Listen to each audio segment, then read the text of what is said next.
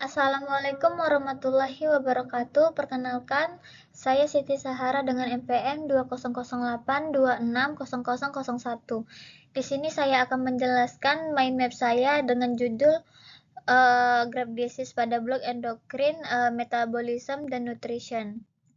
Di mana Graves' disease merupakan penyakit autoimun yang menyebabkan hipertiroidisme, di mana kelebihan hormon tiroid mengakibatkan antibodi abnormal yang disebut dengan thyroid stimulation immunoglobulin atau TSHI yang menempel pada reseptor TSH yang ada di kelenjar tiroid, di mana kelenjar tiroid ini dirangsang terus-menerus sehingga memproduksi hormon T3 dan T4 yang meningkat.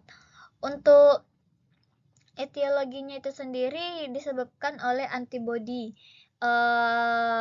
tiroid, yaitu TSHRAB yang mengaktifkan reseptor TSH sehingga merangsang tiroid sintesis yang mensekresikan hormon dan pertumbuhan tiroid. Untuk gejalanya itu sendiri yaitu penurunan berat badan, kemudian meskipun nafsu makannya meningkat, kemudian palpitasi atau jantung berdebar, tremor halus pada tangan, kemudian intoleransi panas, keringat yang berlebihan, kemudian diare, mata yang menonjol atau eksotalmus, kemudian pembesaran kelenjar getah bening. Untuk faktor resiko pada Graves' disease ini ada genetik, kemudian jenis kelamin, terutama pada wanita, kemudian stres, kemudian adanya merokok, infeksi, pengobatan sindrom defisiensi autoimun atau HIV. Kemudian untuk komplikasi pada penyakit Graves' disease ini adalah ada tiroid storm, yaitu krisis tiroid, di mana kondisi yang darurat sehingga mengakibatkan demam tinggi, takikardi yang berat, kemudian delirium. Kemudian adanya gangguan irama jantung, kemudian gagal jantung, kemudian gangguan penglihatan akibat oftalmopati yang berat. Kemudian untuk anatomi pada kelenjar tiroid ini adalah di mana kelenjar tiroid ini merupakan kelenjar endokrin yang terbesar di tubuh, yang terletak di leher bagian depan, tepatnya itu di bawah kartilago tiroid atau disebut dengan jakun. Kemudian tiroid ini berbentuk seperti kupu-kupu yang terdiri dari lobus kanan dan lobus kiri, dan terdapat ismus di bagian penghubung antara lobus kanan dan lobus kiri. Kadang adanya lobus piramidalis di mana variasi anatomi yang mana sisa perkembangan embrional. Pada kelenjar tiroid ini memiliki berat 15-25 mg dengan panjang lobus 4-6 cm dan dengan ketebalan kurang lebih itu 1,5-2 cm. Kelenjar tiroid ini dibungkus oleh kapsul fibrosa yang tipis yang terdiri dari banyaknya folikel tiroid yang berisi koloid, tepatnya pada sintesis hormon tiroid yaitu T3 dan T4. Kemudian untuk patogenesis pada kelenjar tiroid itu dimulai dari paparan antigen dan aktivitas sel T autoreaktif, di mana paparan antigen seperti TSH memicu presentasi Ag dengan antipresenting sel atau APC kepada sel T yang autoreaktif yang dapat dipengaruhi oleh faktor genetik seperti HLA, haplotipe, dan polimorfisme TSH,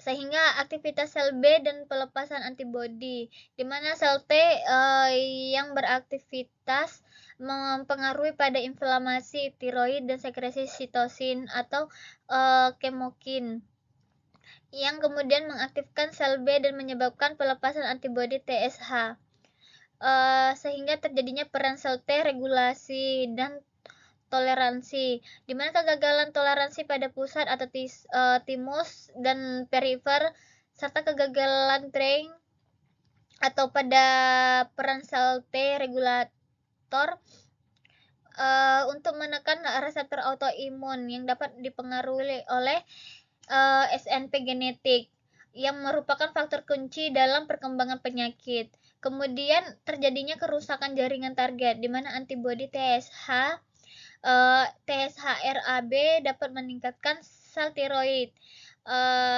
yang menyebabkan mereka memperoleh HLA2 dan mensekresi komokin serta sitosin yang berkontribusi pada kerusakan disfungsi tiroid. Kemudian untuk tata laksana pada kelenjar tiroid ini dilakukan pemberian obat anti tiroid yaitu metimazol dan pemberian PTU. Kemudian pemberian obat simptomatik seperti beta blocker yaitu propanolol, kemudian definitif dengan radioiodin. Kemudian untuk edukasi dan pencegahan pada Graves' disease adalah kepatuhan pengobatan, gaya hidup yang sehat, pantau terus kelenjar tiroidnya dan perawatan mata. Pencegahannya ini lebih fokus pada mengurangi fokus pencetus seperti merokok, kemudian stres, kemudian tidak memakan makanan yang tinggi iodium. Kemudian untuk cara menegakkan diagnosa pada penyakit Graves' disease ini dimulai dari anamnesis terlebih dahulu. Apakah ada tremor atau tidak, kemudian apakah sering berkeringat atau tidak, kalau apa ada kelemahan otot, kemudian lakukan pemeriksaan fisik. Dijumpai brusound, kemudian pembesaran kelenjar getah bening, kemudian terlihat mata yang eksotalmus. Kemudian penunjangnya dilakukan pemeriksaan T3 dan T4, biasanya itu meningkat. Kemudian TSH-nya menurun atau supresi. Kemudian pemeriksaan antibodi TRAB atau TSI. Biasanya itu positif. Kemudian pemeriksaan USG pada tiroid. Ini referensi yang saya dapatkan.